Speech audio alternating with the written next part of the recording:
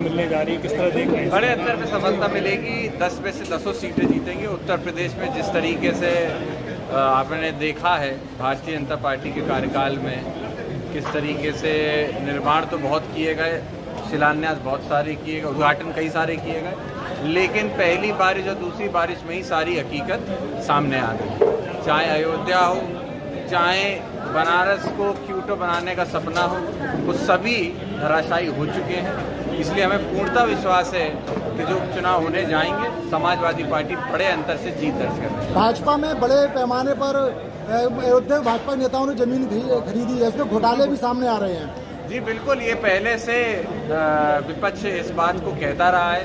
अब जो कि समीक्षा हुई है, ये सारी बातें सामने आ रही हैं, लेकिन ये सारी बातें पहले भी हो चुकी हैं।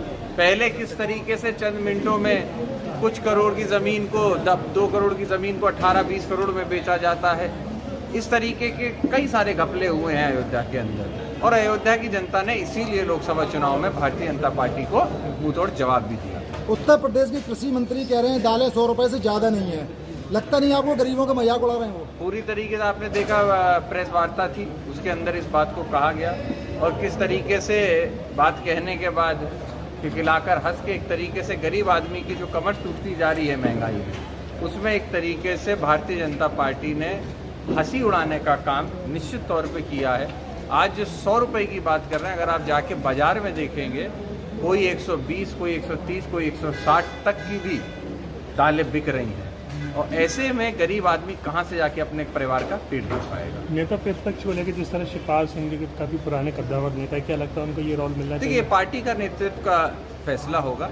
आदरणीय शिवपाल सिंह यादव जी ने लोकसभा चुनाव में जहाँ जहाँ पार्टी ने जिम्मेदारी दी, उन्होंने काम किया है।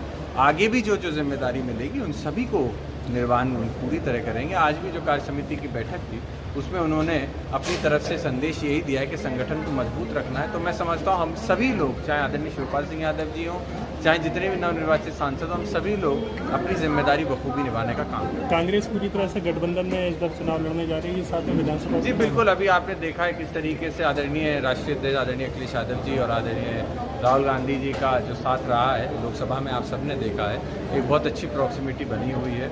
इसी तरीके की बनी रहेगी। इंडिया गठबंधन निश्चित ही इस उपचुनाव में एक साथ मिलकर लड़ेगा। जी सांसद जी, एक बिजली को लेकर लगातार समस्या उठ रही है। बिजली